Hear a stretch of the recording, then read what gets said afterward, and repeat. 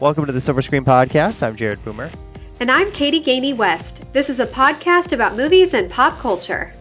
And today we are talking about the new Wes Anderson movie, Asteroid City, in theaters now, starring a lot of people in Hollywood. Jason Schwartzman, Scarlett Johansson, and Tom Hanks, I would say, are probably some of the three main casts in this movie, but there is a ton of people in this movie, so we will talk about that.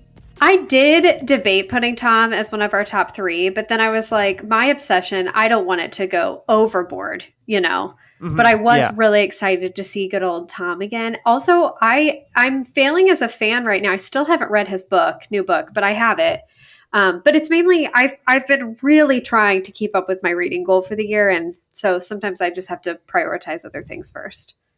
Yeah, I haven't read his new book either. I was at the library the other day and they had the audio book, and he reads the audio book. So I was like, that's magnificent. Should I get the audio book and just listen to it? So, right. I haven't decided yet, but they did have it. So it's at your local library now if you're interested in Thank you, Jared. Tom Hanks' new book. Has made its way to the libraries. So we do have some news items. First up is that Julian Sands, this just happened earlier this afternoon when we're recording, his remains were found. He went missing 5 months ago after a hike, and they had not been able to find any evidence of him or locate him at all. But this afternoon, they found remains that they were able to DNA match to him. And so that case has kind of been solved. Yes. And it sounds like he was just very well liked and respected in the acting community. And a family man, but he was an avid, very skilled hiker. So I don't know. I mean, to me, it sounds like it was just a freak occurrence, whatever happened to him, because they don't really know what happened. But he was by himself. I would not advise, even if you are experienced, going by yourself, because that's exactly the kind of thing that could happen. But so sorry for his family and for that loss. Yeah. Yep. So, in Boy Scouts, they always were like, travel in pairs. Yeah. Because if one of you gets hurt, the other one can maybe help. So exactly right. Yep. Another news item is that Ryan Seacrest is replacing Pat Sajak on Wheel of Fortune. Pat announced that he's retiring after this upcoming season, and there was about a 2-week period there where we didn't know who was going to host Wheel of Fortune, but Ryan will step in and take on his 87th job. And we'll host Wheel of Fortune. That is what I was wondering. Ryan Seacrest, for what he does for a living, like as far as being a host, I wouldn't want to do that for 100% of my living, but I get why he is respected, and I think he's earned the respect, but I don't understand literally when he sleeps, eats, or goes to the bathroom, like as a human. So that freaks me out. And I also can't believe that Wheel of Fortune is still running and that Pat Sajak and Vanna White have been on it this long. It's incredible. The whole thing is weird. But congrats to him on his 87th job, like you said. Yeah, yep. He's got another job. So, congratulations to him on that accomplishment of hosting Wheel of Fortune. Thought maybe like Vanna would take over, but she's just going to keep flipping the letters, I guess. So, I guess that works out for her. So, but that's your game show news. Corrections. We do have one correction this week. So last week I was talking about the Academy Awards and how they're changing the requirements for Best Picture and how you will have to show your movie in 10 of the top 50 U.S. cities for a week to be considered eligible for Best Picture. Indy is a top 50 city by population. It's either 14th or 16th, depending on a couple of different things that I looked at from various years. So it is in the top 50 and could be a possible city that would be included in that, Best Picture eligibility. So that's really exciting. But I'm sad that I don't live in Indy anymore. Yeah, I was looking for Ohio cities, and I think Cleveland was on there, but I did not see Columbus or Dayton. So those were not in the top 50 cities by population. So, but Indy is, and so it could be a possible spot for some Best Picture nominated movies to release before they release like wide or go into a bunch of theaters. So, and then also our 200th episode is coming up very soon. We're just a couple of weeks away. We're at 195 right now. So we're getting close to our 200th episode. we're thinking of doing a list possibly or a ranking of some sort. So if you have any ideas for that, if you have any suggestions of things you would like us to rank or maybe discuss. Like we've done our favorite movies from the 90s before. We've done our favorite movies overall, but it's been a while since we've done that. So that list may have changed a little bit. And we've done some other things as well. But if you have any interesting ideas for a list or a topic that maybe we can talk about on our 200th episode, let us know. Yes, and come to think of it, maybe I'll post something on Instagram to see if people have ideas tonight, just to get a feel for that. But I cannot believe 200 episodes, Jared. That's huge. Yeah, that's a lot. So go us. I mean, that's a bunch of episodes. So our 200th is coming though. So stay tuned on what we're gonna discuss. I don't know exactly what movie we're gonna review on that episode either. I haven't looked at the schedule yet to see what lines up with that, but I'm sure it'll be something good.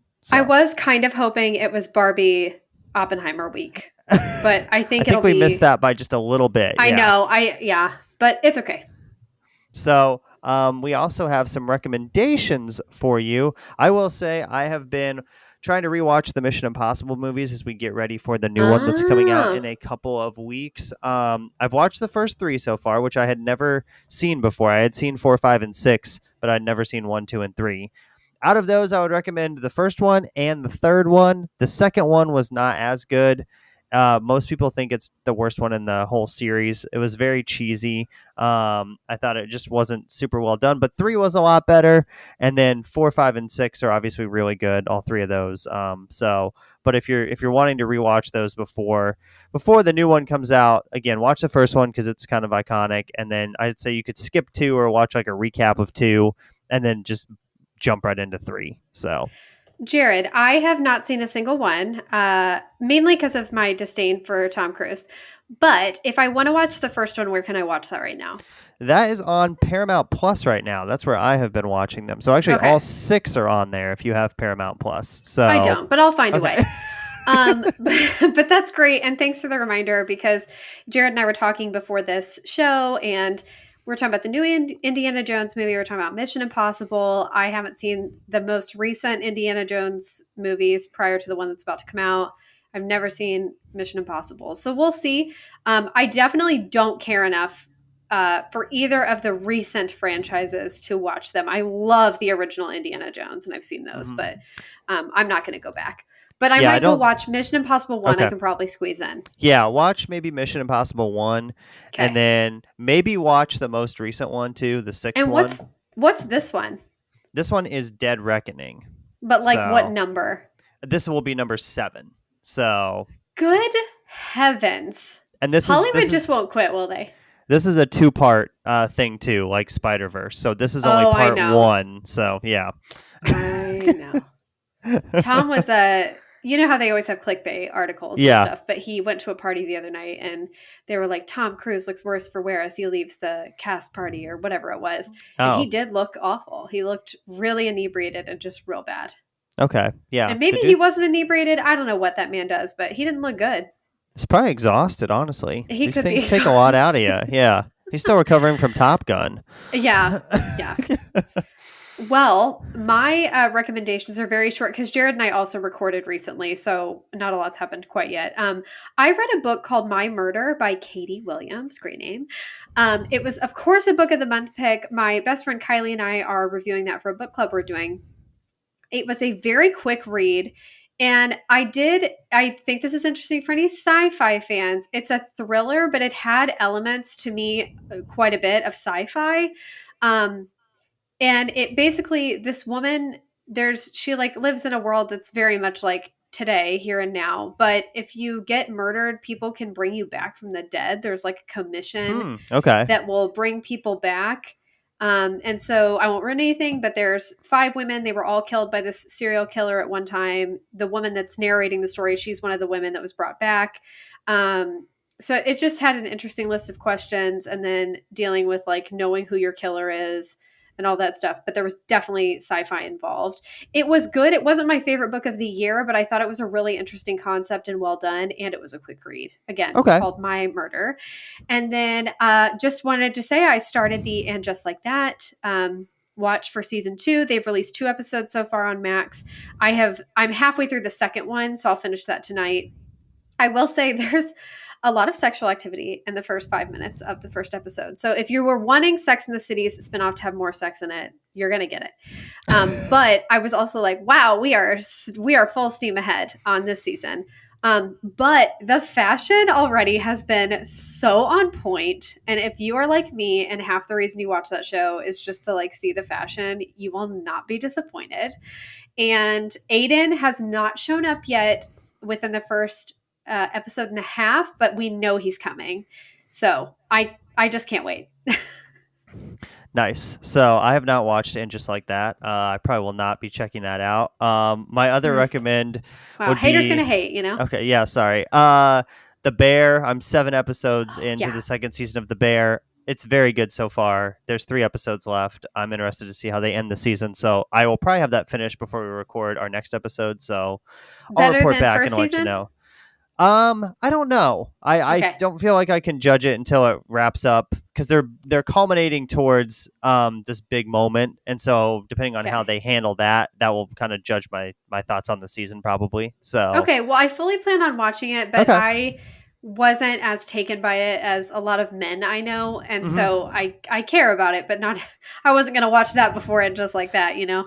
I will say this season focuses on some more of the other characters that are not Oh Carmine, no. so not Jeremy Allen White. But I've actually been liking that. I think it's the storytelling that they've done with it has been pretty good, and focusing on some of the supporting cast because you get to know them a little bit better. So There's one I don't want to trigger anybody. There's one character I hate. I hate so much on the show. And I worry that that's one of the characters you're talking about. That the show is going to focus on that person. So we'll maybe I don't see. know. Yeah, depends on We'll who you're see. talking But I'll about. watch it So either way. And I've heard from the people that I know that have either finished it already or watched several episodes. They've all said it's really good. So nice. So those yeah. are our recommendations, and now we'll get into our thoughts on Asteroid City, released on June 23rd, rated PG-13 for some suggestive material, smoking, and brief graphic nudity.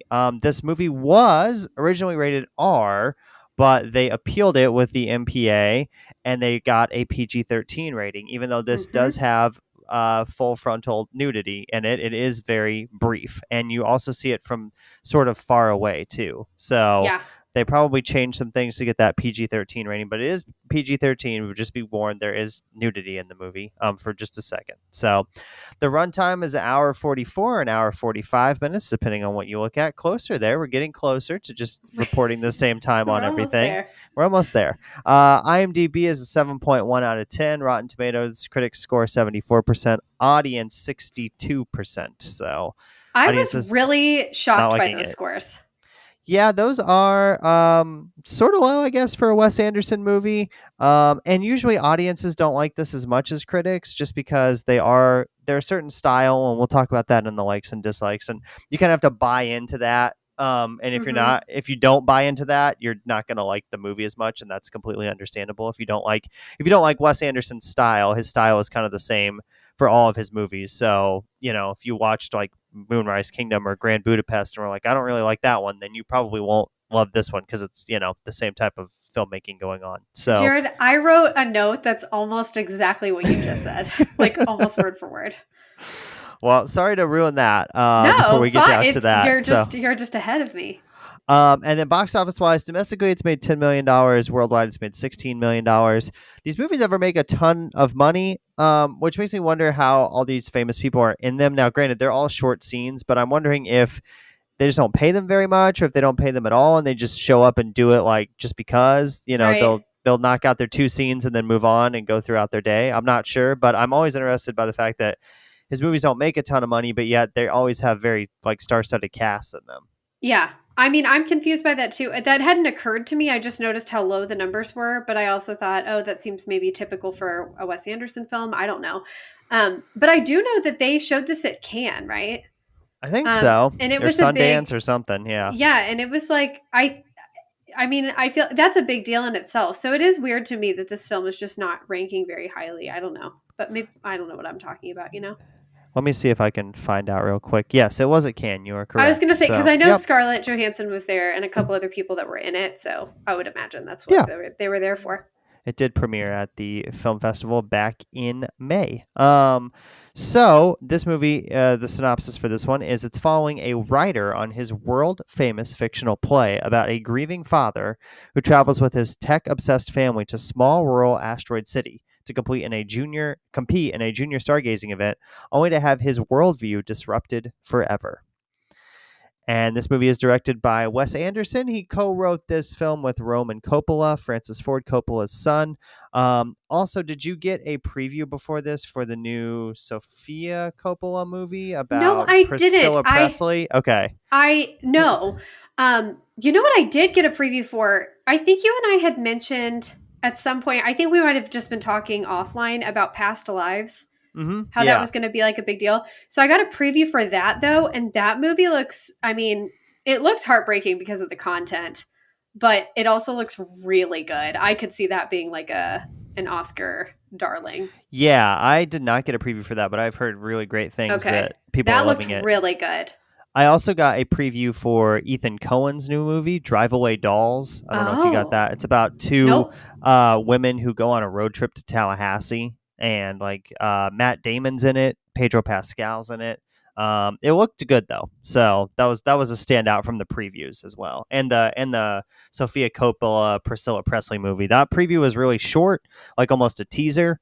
But interested to see kind of that take, because we don't get a lot of like Priscilla movies. We get a bunch of Elvis movies or a bunch of stuff about Elvis, but we don't get a ton of stuff about Priscilla. So I also don't know why. I don't know why these resurgences happen when they do, because something about that comes up in this movie as well for me. But like Elvis, I don't know why Elvis is a big deal now. Like it's not really an anniversary of his death. A lot of his family members have died recently, but I think that's interesting that things come in waves like that.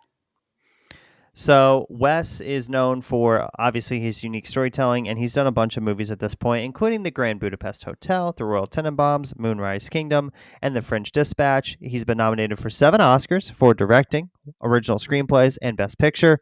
Next up, he will direct The Wonderful Story of Henry Sugar. And I think one of the first movies we saw together was The Grand Budapest Hotel. It was pretty early on. It might have been. So, I know that later Jason Schwartzman was in Saving Mr. Banks, and that was one of the Yes. that I saw that movie the day I met you. But were you at that one? You met me No. after. Yeah. Okay. Our 'Cause first I saw movie that was movie. Wolf of Wall Street. You know, Got it. That's right. the first And time we then met, we saw Wolf of Wall Llewyn Street. Davis inside Llewyn Yeah. Davis. Got it.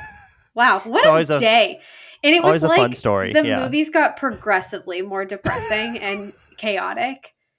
Yeah, Well, and Wolf of Wall Street was the most chaotic, but it was Yeah. Saving Mr. Banks was like super sad, and then Wolf of Wall Street was a mess, and then Inside Llewyn Davis again. It's like even sadder. Yeah. Depressing. Yeah. We should have switched the order on that probably. Like, Yeah. should have done maybe Llewyn Davis first, and Mhm. then maybe Wolf of Wall Street, and then Saving Mr. Banks to kind of end on a semi-positive note, you know? Because Yeah. like Saving Mr. Banks is more about Walt Disney, and so like he did some cool things, whereas like Jordan Belfort, you know, probably not as many cool things. Also, so there is I can't remember if I mentioned this on the podcast. I can't remember, but you know, there's a big debate right now about whether you see Oppenheimer or Barbie first. Like some yeah, we people did are talk like, about that. okay, last I week. thought Yeah. so. Yep. And I've decided to see Barbie first. Okay. It's Mainly official. because of when people that we all wanted to go together as a group, and that was when people could see it. So I know Barbie's happening first. Okay. I did end up ordering a Barbenheimer T-shirt, and I'm really excited about it. And it has shipped and is on the way. Very nice. Yeah. Yeah, that's probably a good choice. Also, Oppenheimer is longer anyway. It's 3 I know. hours, and Barbie's an hour and 54 minutes. So, yeah, that's a nice starter, I think. So, Yeah. and then save Oppenheimer for the Saturday afternoon, evening, you know, just really long, drama-filled movie. So, we'll take a quick break here on the show. We'll come back. We'll talk more about Asteroid City, the cast for this one, and our likes and dislikes here on the Silver Screen Podcast. And we're back here on the Silver Screen Podcast talking about Asteroid City, directed by Wes Anderson. This movie has a large cast, but in the lead role is Jason Schwartzman, who's been in a lot of other Wes Anderson movies, playing a character named Augie Steenbeck. Thank you, Jared. I was gonna insert or ask you to insert rather like 6 crush alerts for this film. But I won't because I don't want to blow anyone's eardrums or anything like that. But Jason Schwartzman, I don't think I ever recognized how handsome he was until this movie. And I've seen him in things, but maybe it was just his outfits. I don't know. But Jason Schwartzman plays Augie Steenbeck. He is best known for Rushmore, The Darjeeling Unlimited, Moonrise Kingdom, and Saving Mr. Banks. He also voiced Spot in Spider Man Across the Spider Verse, which we just covered on the podcast. Next up, he has 7 upcoming projects, including Between the Temples, Queer, and Megalopolis. Then we have Scarlett Johansson, who I would also give a crush alert to. She plays Midge Campbell. Scarlett is known for Lost in Translation, Her, Marriage Story, and Jojo Rabbit, and for her role as Natasha Romanoff / Black Widow in the Avengers franchise. She has been nominated for 2 acting Oscars, one for Jojo Rabbit and one for Marriage Story. Next up, she has, I think, 6 upcoming projects already listed, but some of them include My Mother's Wedding, Tower of Terror, and Project Artemis, which we had mentioned in a previous episode that's based on a book. And then the cast, I will name just the top maybe 20 people build, but this movie is also starring Tom Hanks, Jeffrey Wright, Bryan Cranston, Edward Norton, Maya Hawke, Rupert Friend, Margot Robbie, Jake Ryan, Grace Edwards, Liev Schreiber, Steve Carell, Tilda Swinton, Adrian Brody, Tony Revolori, and more. Yes, loaded cast for Loaded. Asteroid City. So some of those people in the movie more than others, which we'll talk about here in likes and dislikes. Like, the ones I think you listed near the start there, Tom Hanks, Jeffrey Wright, Bryan Cranston, they're in it a little bit more than Steve Carell, Adrian Brody, and Margot Robbie's in it basically for one scene. So if you're going to see the movie for her, I'm sorry to say you'll probably be a little disappointed. And she's also you can just see her at Barbie in 3 weeks. Yeah, just go see Barbie if you want to see Margot Robbie. So first up for likes, this was one thing that was a little confusing to me, but I think I figured it out by the end of the movie. But you had it as a like, is you liked the setup of a play. I just couldn't figure out if we were seeing the play and then the part that was in color was like them acting out the play, or if the events happened first and then they wrote the play based on those events. But I think by the end I had figured out that it was the play. We were just seeing the play, correct? And then flashing back to when they were working and rehearsing the play. Yeah. Oh, okay. This is really interesting. So I do think this could be I think that you and I felt differently about this movie. I think we both liked it. I think I just liked it quite a bit more. But I saw it as when we saw everything in color and stuff, that was like the play as it was written or whatever and unfolding and everything. And then anything in black and white was while he was working through the script or ideas and stuff like that, what was going on. And one of the main things that made me think that was he has a scene where he's with Jason Schwartzman and they kiss as if they're having, a gay love affair, which good for them. But to me, that seems like something that was maybe happening either in his mind, oh, I would love, this guy's really hot that I'm writing into this play, or in real life, that actor that he then cast, they had a love affair. I don't know. But I do think that the color part was actually the play that we were seeing.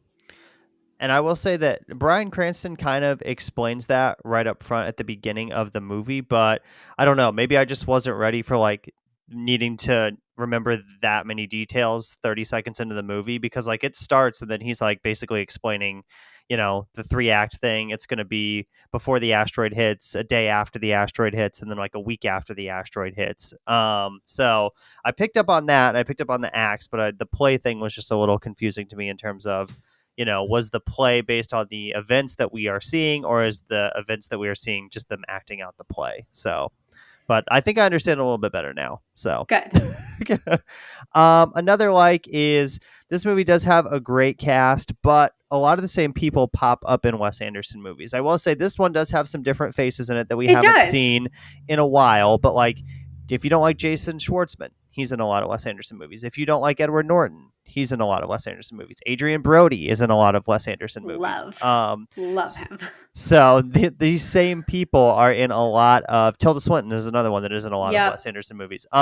So if you don't like those actors, he does tend to reuse the same actors quite a lot and has his own little, I don't know, cinematic universe going on with these people and them being in his movies. I think some of them, some are okay. Like I think Jason Schwartzman did a very good job in this movie in the lead role. Uh-huh. But I think that the reuse of people over and over again can get a little tiring at times. I think my main gripe is Edward Norton. He is just one of those people that I've just never liked in general, on or off screen. I do think he is a good actor. I liked him in this role, but every time I see him, I just automatically roll my eyes without even thinking about it. I'm just like this guy again. So I do get tired of seeing him. I was glad. I would say he had a supporting role. I don't know that it was Hmm. a main because I do think that we saw the other characters a lot more than him. He just something about him I just don't like. Um, Adrian Brody I really love, so fine by me. I did like seeing like Scarlett Johansson. I really liked. That was another like separately for me was I thought Scarlett Johansson and Jason Schwartzman were fantastic in their roles specifically. I thought they stood out above the rest. I thought everybody did a good job. I don't think anybody was actually miscast or did a poor job, but those two were fantastic, and especially Scarlett. Um, for her character and the time period, she seemed like someone straight out of a Hitchcock film.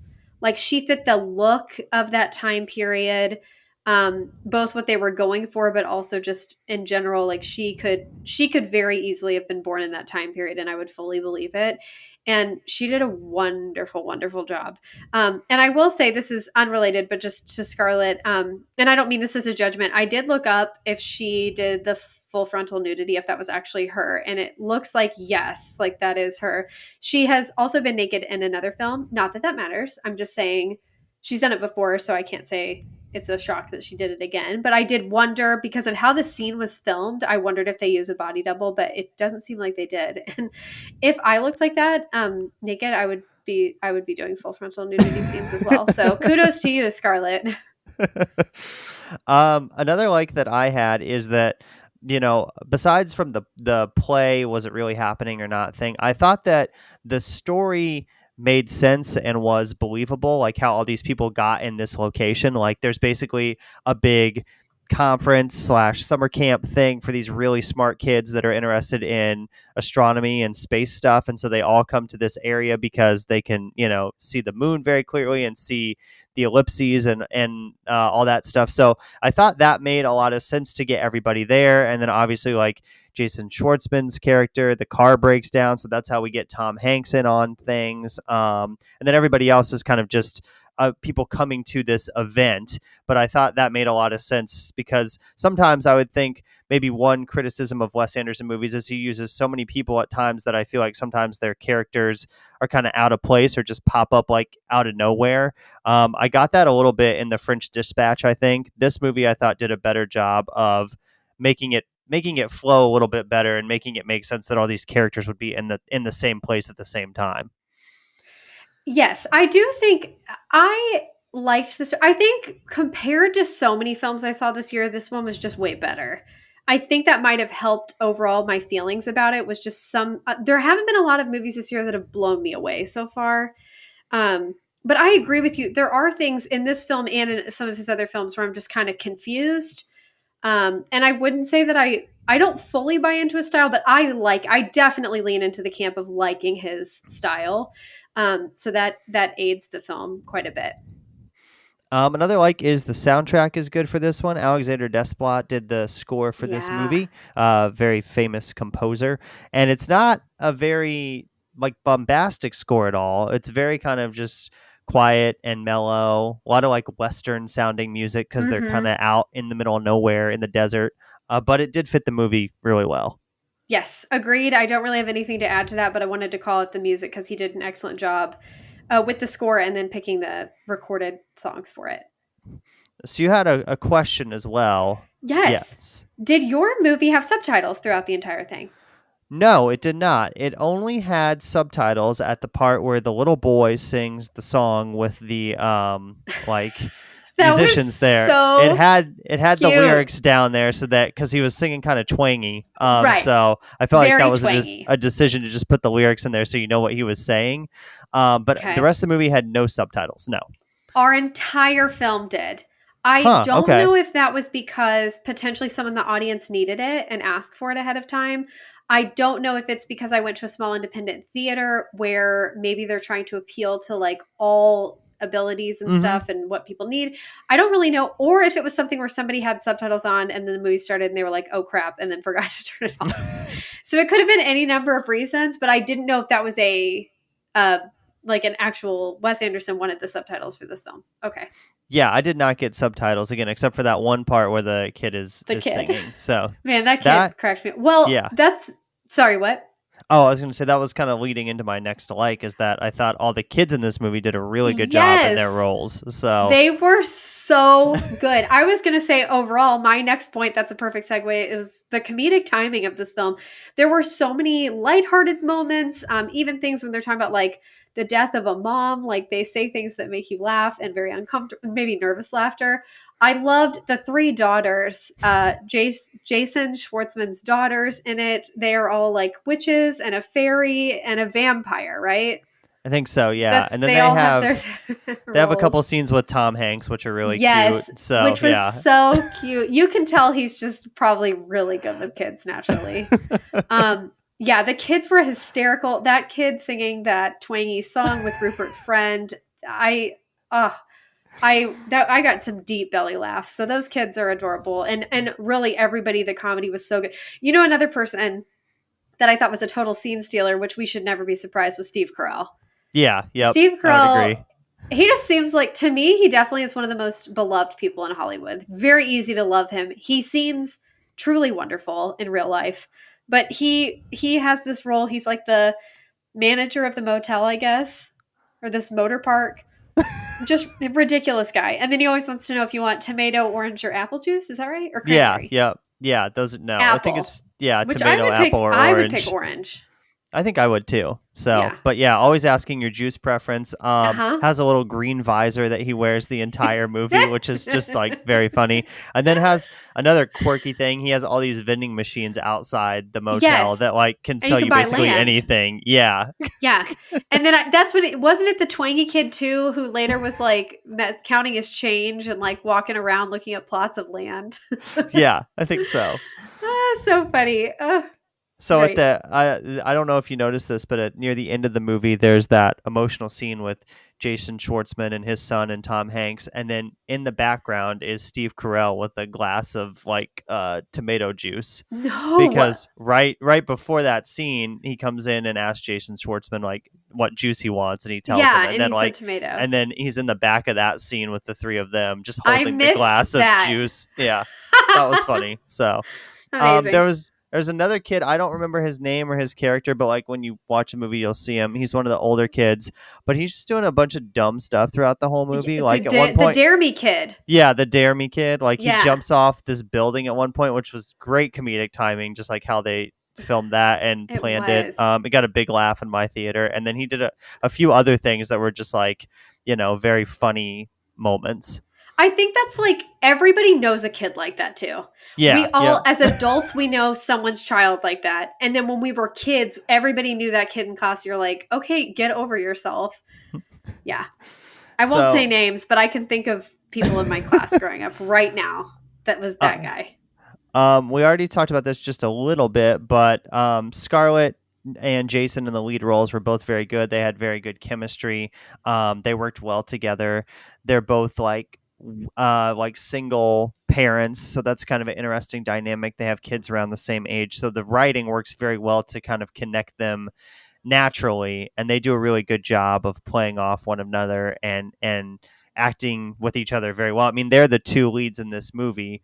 They get the most screen time, and they both do a good job. Although I was surprised that Jason's wife had just died, freshly died, Yeah, 3 weeks yeah, prior, like and 3 he's weeks already prior. sleeping with Midge and like just it's fine. It was the 50s, whatever.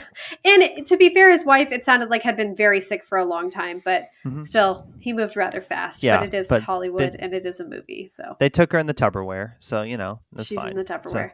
yeah, she's in the Tupperware. And my parents have a bowl, or at least they did. I don't know if they still have it, but they had a bowl that was my whole childhood that was just like that. It was that color. It was everything. It was like that exact bowl. Another person in the cast that I wanted to shout out, well, actually, two people real quick. I thought Tilda Swinton did a really good job as like the professor that is at this area. Hickenlooper. Dr. Hickenlooper. I thought she was really good. And then I thought Maya Hawke was also good as the school teacher. This is her first time being in a Wes Anderson movie, but I thought she fit very well. And her role was pretty funny too. I mean, she's continually trying to like do lessons on the planets, and then there's something that happens which we won't spoil, but the kids are all basically distracted by that thing instead of trying to learn about actual other stuff. So Tilda is so weird. Like yeah, she in is. life, but she's always good. I was really impressed. I really liked Maya and Rupert together. Rupert Yeah. Friend, who I have an enormous crush on. But I thought that they had a really good dynamic together, and I liked both of their performances.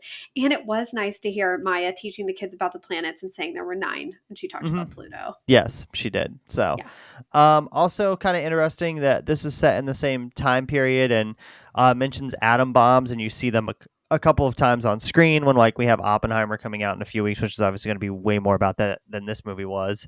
But interesting that it's always interesting when two movies kind of dealing with similar topics come out around the Yeah, same did time. you notice that before I put that? Because last night when I was didn't really watching make it, the I was like, "That's connection, but crazy." yeah, I did see. I mean, they test an atom bomb like 2 or 3 times in the movie, and they're in this diner, and it just shakes violently every time they do it. Well, Yeah, even how they quarantine them and how they're in a yeah, motor park because of the thing that we're not talking about that happens, how they keep them all there and they're kind of investigating what happened. That's very much like what we're about to see in Oppenheimer hmm because the scientists and their families had to move to this remote location so that they could work on the Manhattan Project. They couldn't leave. It was very similar. And it was this time period that these tests and things were going on. So I think this was a little past it, but um, still very interesting. And I noticed that. And I thought, again, what is this weird connection where multiple movies are dealing with the same kind of thing? But I don't know if there's an anniversary or something coming up where everyone's talking about this.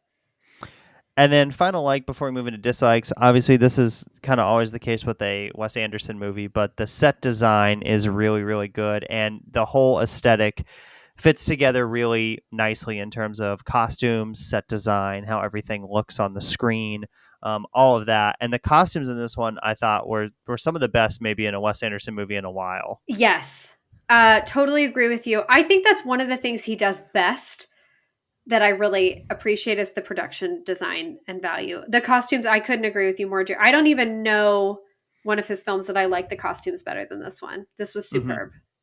Yeah, the Grand Budapest comes close to me. I think the costumes in that Yeah, movie are really good, but I think this is probably the best one since that with the costumes, and everything's very bright and vibrant and colorful. Tom Hanks wears some crazy pants, so he that's does. always I fun. really liked Tom's outfits probably the most. Well, I liked Midge's. I liked Scarlett's hmm outfits the most, Yeah, yeah, but then Tom Hanks would be my second favorite. yeah. Bryan Cranston also in his blue Yeah. suit when he pops in for one scene Yeah. was funny. Oh, am I not in this? Yeah. Just back off screen. Okay, on to dislikes. Wes Anderson as a person and maybe as a director is a little bit problematic in certain areas. So Yeah. one thing that he did is he voted to keep Roman Polanski in the Academy of Motion Pictures as a member of the Academy. Obviously, Roman Polanski has had a very troubled past. He's still making movies now. It seems like Hollywood has moved on from those issues, even though he did very bad things in the past, obviously, and may continue to do them, and we just don't hear about them as much now. But Well, and he's not here. yeah, yep, He's not allowed in the United States because he will be like brought to trial. And extradited, basically. Yeah, yeah, yep. So yeah, Wes is a little bit problematic, and then also people have brought up some possible racism and portrayals of women in his movies. So and just something to kind of think about a little bit with Wes and his directing and everything. Also, I've always kind of not liked the fact that he makes these very odd movies and then doesn't want to talk about them. I'm like, Yes. if you make a movie that is going to have questions or is going to have things that people are going to be interested in or whatever the case may be, and I'm not saying you have to discuss every little plot detail in your movie, but the fact that he drops these movies and then really doesn't do like any press or any interviews or anything like that, and it's just like, well, this is the movie. I don't know. I've just always found that a little off-putting that he's not willing to like discuss his work with like a Stephen Colbert or somebody. Uh-huh. I'm right there with you, Jared. I have noticed that myself. And um I wanted to point out too, I'm trying to be good about because this came up so much lately with Ezra Miller. I can sometimes separate the art from the artist. A lot of times I have a hard time with that delineation, but I think it's important with like a platform like this and stuff to tell people about things so they're aware. So that's why I wanted to bring up issues with Wes Anderson. I don't know much about the racism claims. I've read a couple things and how he portrays women. Sometimes I think that's a product of also like what time period it is. Or like you even look at this movie, this was in the 50s, but at the same time, Midge very much had a voice and her own seemed very, very strong willed. So I don't know that she was portrayed in a bad way, but she was used as obviously a sex symbol quite a bit. And then the other thing, just to mention about Roman Polanski, so he's accused of rape and pedophilia because he Yeah. has, we know, has raped a 13-year-old girl and drugged her. So, and that was in 1977. But I did want you to know too, so there was a petition that was signed by a lot of people that we hear about these days: Guillermo del Toro, Sam Mendes, Wes Anderson, Woody Allen, hilarious. Because he's accused of similar things, Harrison Ford, among others. But then people have also pulled their support of it. So Emma Thompson and Natalie Portman later retracted their names from the petition or expressed regret over signing it. But anyway, that's the whole thing with Roman Polanski. I think he's a horrible person. I am firmly against him and try not to talk about him much except to say he's horrible. But I did also read Wes Anderson, his favorite movie, he claims, is Rosemary's Baby, which Roman Polanski directed. So that could be another reason why he thinks he's such a great person, or maybe he respects the art, not the artist. I don't know. But it is hard for me to see a Wes Anderson film and not kind of in the back of my mind remember these things and these accusations. And I agree with you, Jared. I think it's weird that he doesn't publicize his movies, and he also just seems like a very weird dude. Yeah, he just seems kind of odd. So, Yeah. another dislike. This could be a dislike for you, like we talked about a little bit earlier. But his movies all have the same type of style and kind of setup and things. So, if you like that, you probably like his movies. But if you don't like that, you probably won't like his movies. And that is a little off-putting in terms of the fact that he's just doing the kind of same type of movie every time with a different story and maybe a little bit of a different cast, but visually, aesthetically, from a storytelling perspective, you know it's going to be like a quirky, dry humor, sarcastic joke type thing. So those are, he doesn't have, I guess, extremely wide range as a director. He does one thing and he does it very well, Mm-hmm. but he hasn't really stepped out of those boundaries very much. Yeah, I wouldn't say he's like an incredibly inventive director, like you said, challenges himself to try different things. But I personally like his style a lot, and I really like his movies. I haven't seen all of them, but everyone I've seen I thought has been great. Hmm. My last dislike personally, I just wanted to bring this up. The nudity didn't bother me. I'm obviously a female. I have those same parts and everything. And I thought it was tastefully done. I mean, it's not like it was a graphic pose or anything. However, I did want to point out I don't think it was necessary in the film, and I do hate when that happens. If Scarlett Johansson's fine with it, good for her. I, as an actor, would not want to do full frontal nudity that will forever be seen if it doesn't do anything to aid the film. Like, she could have dropped her towel in that scene and we would have known she was naked. So I don't like when they do that. And also, by doing that, you're changing the rating, you're changing the ability of who can see this movie and what age group it's appropriate for. It affects a lot more than just us saying if Scarlett Johansson's hot or not, and we already know she is. And in a way, it also leaves people open to being objectified. So I didn't like that, and I don't think it was necessary, and I will dock it a few points for that. Understandable. Yeah, that's a good point there. Also, another thing that we didn't really bring up is a lot of Wes Anderson movies have smoking as well. Mm. So like tobacco use, if you're not a Yeah, fan of that, like a ton of Wes Anderson, and the people smoke in this movie a lot. a So that's just lot. a thing that happens in his movies quite a lot. So yeah. Okay, on to our scores now for Asteroid City. What are you going to give this one? Okay, man, I'm still debating about this, but because this is one of my favorite things I've seen this year. Mm-hmm. Fair. But I might give it a. I'm gonna. I'm just looking at some of the other ones I've done. Okay. Okay, I feel pretty okay about this. I'm gonna go ahead and give it an 83 because again, Okay. we can always change things by the end of the year. It's absolutely one of my favorite. Right now, it's in my top 5 for this Okay. year. But again, I mentioned I haven't been impressed by a lot of movies yet this year. But we have to be fair; it's not Oscar season and all that. So I'm sure those films are coming. I did think this was good. I really like his style. I do think in the span of Wes Anderson films that I've seen, I think this is my third favorite. Okay. I would put Grand Budapest Hotel and Royal Tenenbaums above it.